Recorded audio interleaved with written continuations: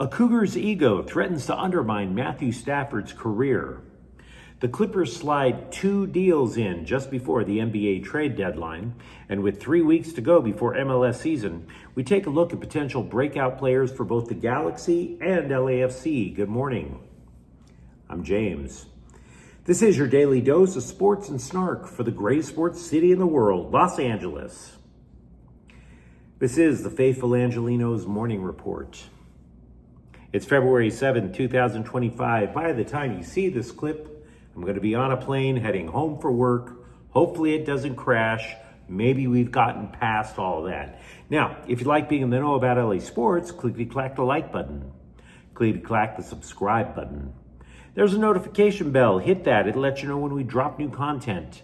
Sharing is caring. Let people know we exist, and by all means comment. Now, before we go through the news and notes, a look at the scoreboard. Lakers 120, Golden State 112. LeBron James and Steph Curry got into a personal shootout. James with 42 in the win, Curry with 37. And by the way, newly acquired Luka Doncic apparently will be making his Lakers debut Monday, not Saturday. Also, Indiana beat the Clippers 119-112. James Harden and Norman Powell each scored 22 in a losing cause. Today, USC basketball is at 7th ranked Purdue at 4 o'clock, and Dallas will be at the Kings at 7:30. Now let's get to the news. And I am not looking forward to talking about this at all. Because Kelly Stafford, there is something that she has yet to understand about her marriage. And if she is seeing this, which I doubt, I hope the message gets through. Your husband is an A-lister, and you are not. Your husband lifted a Lombardi trophy. You were an extra in a mattress commercial. Your husband is described as a quarterback with a few good years left, and you have been described as hitting the wall. So, to get you guys up to speed, Kelly, who manipulated Matthew Stafford into a wedding ring, who later dragged her husband's reputation all around NFL circles, is now trying to threaten the Rams. Threaten a player's wife. She continued her never-ending clout-chasing crusade, decrying the Rams for trying to trade Cooper Kupp and intimating that she may force her husband to leave too. She said, quote, "I have to be the dog in this situation." Quote, "Yes, I love the city of LA. With that being said, I also love an adventure," unquote. Now, I don't know about you, but nothing says upward career path quite like my wife telling my boss how to run his business. Does that sound, I don't know, mature or intelligent to you? Has anyone out there, your wife, your husband, your significant other, have they ever demanded things of your boss?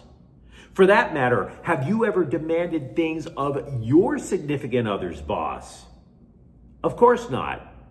You know why? Because it's effing stupid. That's why.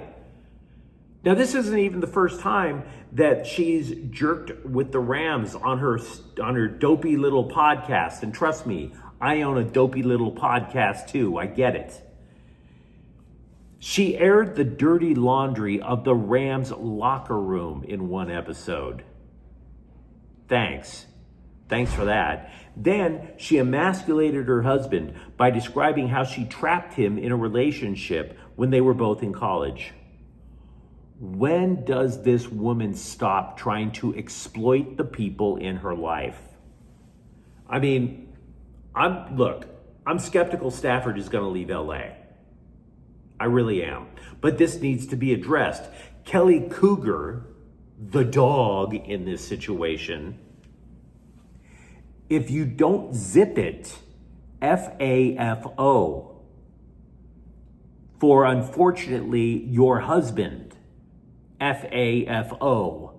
First of all, Not that I buy into the Andrew Tates or the Red Pill Society that's out there, but you have done hit the wall.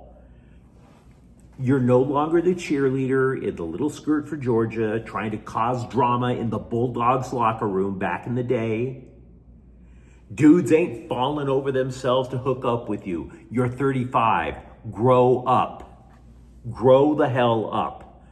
The backup quarterback that you led on to try to make Matthew Stafford jealous, that dude moved on with his life. He has a wife, he has a kid. Translation, he grew up. You haven't. You are not that girl anymore. It's time to grow up. And that brings me to a second point. You need LA more than LA needs you. LA does not need another skinny blonde in a water bra hurtling towards middle age. But maybe that's the point. Maybe you are in a state of arrested development, not willing to recognize reality, not willing to be a supportive wife in lieu of getting your own life. What you don't want to understand is you would be nowhere without your husband right now. He's earned $400 million. You have 4 kids. So it would behoove you not to act like a boss chick, because you're going to need him when he retires to help you raise those 4 kids. Now, if Stafford gets his contract reworked, which I believe is the most likely outcome, it's going to be because he is represented by CAA, one of the nation's most premier talent agencies. CAA has actual dogs. Your husband's agent is super agent Tom Condon. You, on the other hand, just have a podcast. You are not legit, dog. This is not about your belief that Cooper Kupp should still be on the team. You're simply trying to chase clout, and you are playing a very risky game because the NFL treats its players as disposable. And Sean McVay believes he could turn any quarterback into a winner. Just ask Baker Mayfield, who did something you are unwilling to do.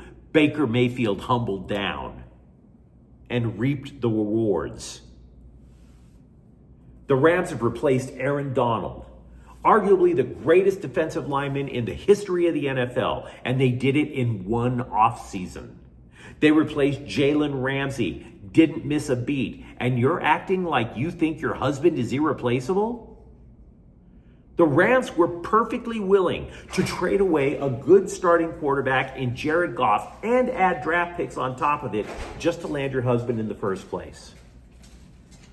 Your husband can get traded, which he knows, dog. That's why when he was asked about not having Kupp on the team anymore, he was like, quote, "I will miss him not being on the team." A perfectly bland answer that you would expect from a mature adult. Because he doesn't want to get traded to a team that doesn't have an offensive line. You say you love an adventure? Kelly, my dog? Do you know what's an adventure? Trying to stay alive behind the Raiders' offensive line. Your husband will need to cheat death more than Indiana Jones back there. FAFO. FAFO. Kelly Stafford is all about the big time, right?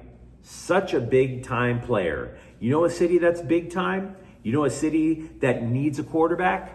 Both New York teams. Do you know they're still picking the fragments up off of Aaron Rodgers' knee from the turf after his first game with the Jets? They're still picking up fragments from it. I'm married. My wife and I don't agree on everything. But I know that there's one thing that we both agree on is that I don't go to her job demanding things and she doesn't go to mine. It's maturity. There's enough pressure in life without your spouse making an ass of herself, which is exactly what Kelly Stafford is doing. Look, a wife's opinion is extremely valuable. but it doesn't mean that you get to go public and act like you are the de facto general manager of one of the NFL's most successful franchises. Your thinly veiled threat is useless.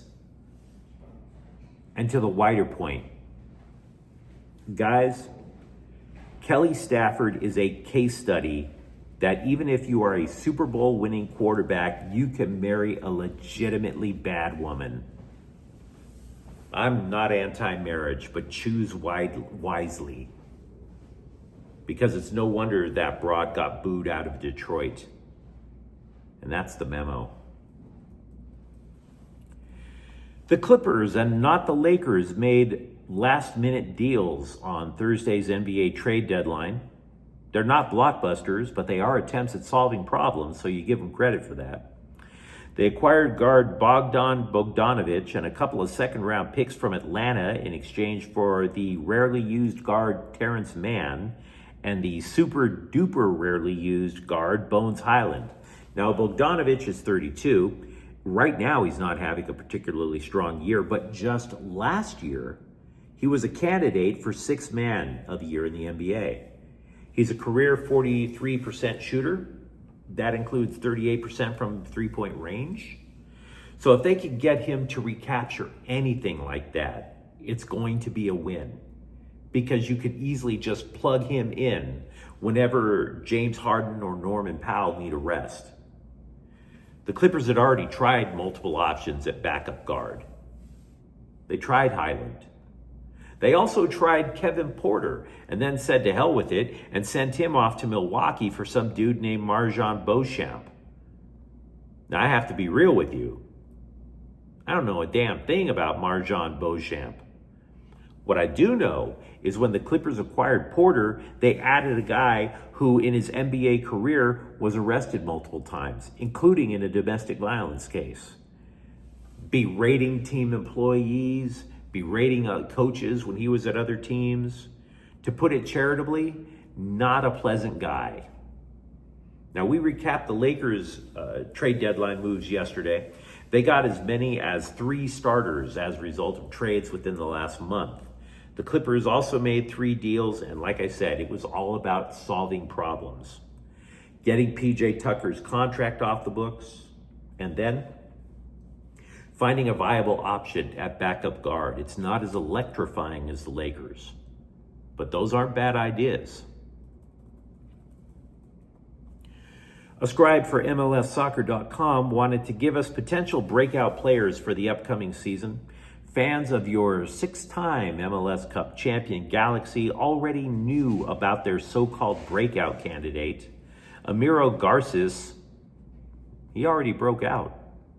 He didn't crack the starting 11 until there were about 4 games left in the regular season, but he damn near instantly stabilized the back line. They averaged more than half a goal fewer per match when Garces was in there. Now, the scribe said Garces' impact was increasingly evident when the Galaxy shut out Seattle in the Western Conference Finals. Garces muzzled Jordan Morris, who is a regular contributor to the U.S. men's national team. If there's a weakness to his game, the scribe said that it's reading crosses. I would argue that, frankly, LAFC has a candidate who actually could break out. Midfielder David Martinez. Why?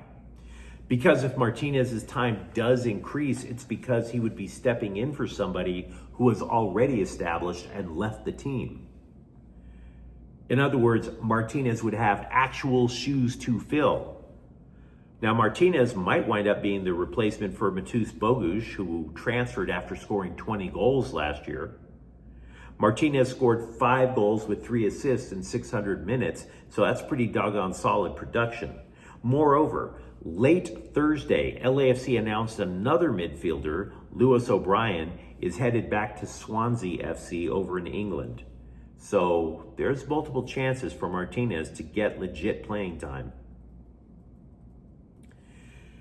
Major League Commissioner Rob Manfred told The Athletic the Dodgers are not bad for baseball. Then he confessed that he's what's bad for baseball and promptly resigned. I wish.